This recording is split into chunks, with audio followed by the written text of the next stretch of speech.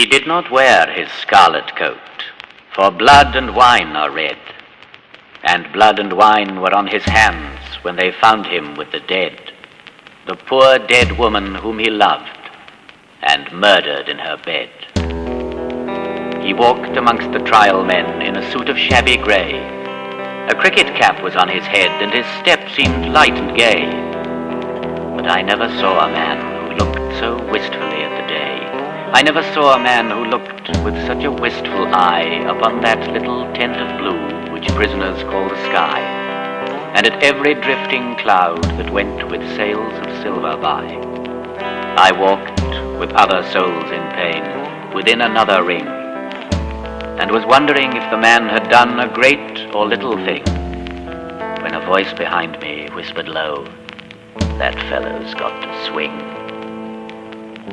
Dear Christ, the very prison walls suddenly seemed to reel, and the sky above my head became like a cask of scorching steel. And though I was a soul in pain, my pain I could not feel. I only knew what hunted thought quickened his step, and why he looked upon the garish day with such a wistful eye. The man had killed the thing he loved, and so he had to die.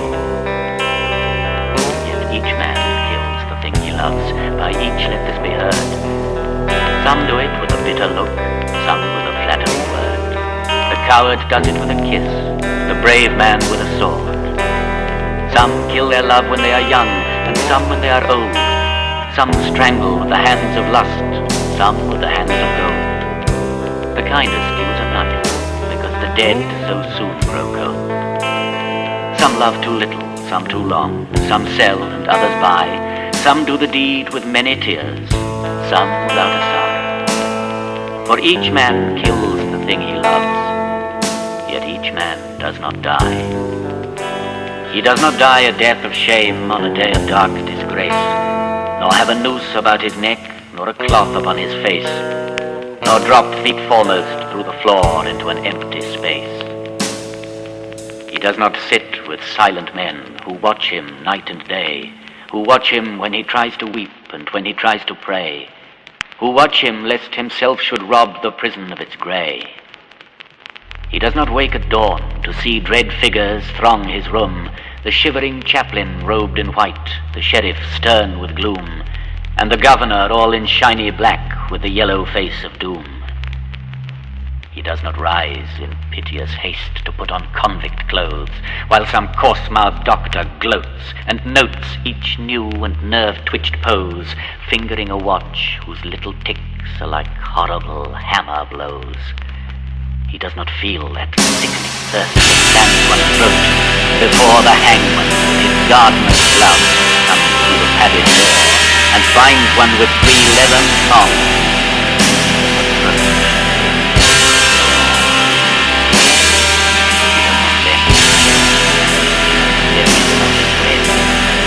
Nor, while the anguish of his soul tells him he is not dead, cross his own coffin as he moves. He does not stare upon the air with glass. He does not pray with lips of clay for his agony to pass, nor feel upon his shuddering cheek There is no chapel on the day on which they hang a man. The chaplain's heart is far too thick, or his face is far too wan, or there is that written in his eyes which none should look upon. So they kept us close till nigh on noon, and then they rang the bell, and the warders with their jingling keys opened each listening cell, and down the iron stair we tramped, each from his separate hell. Out into God's sweet air we went, but not in wonted way, for this man's face was white with fear, and that man's face was grey, and I never saw sad men who looked so wistfully at the day.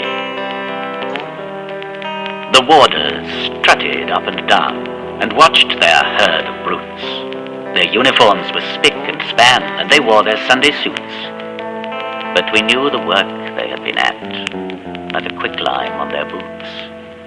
For where a grave had opened wide, there was no grave at all. only a stretch of mud and sand by the hideous prison wall, and a little heap of burning lime, that the man should have his Paul. For he has a Paul, this wretched man, such as few men can claim. Deep down below a prison yard, naked for greater shame, he lies, with fetters on each foot, wrapped in a sheet of flame.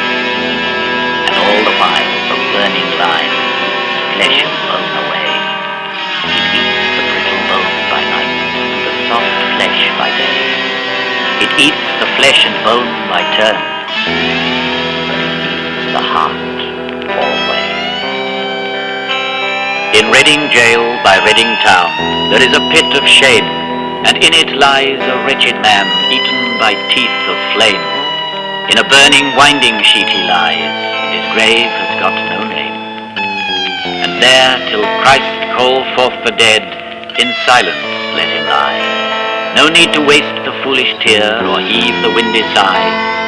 The man had killed the thing he loved, and so he had to die. And all men kill the thing they love, by all let this be heard. Some do it with a bitter look, some with a flattering word. The coward does it with a kiss, the brave man with a sword.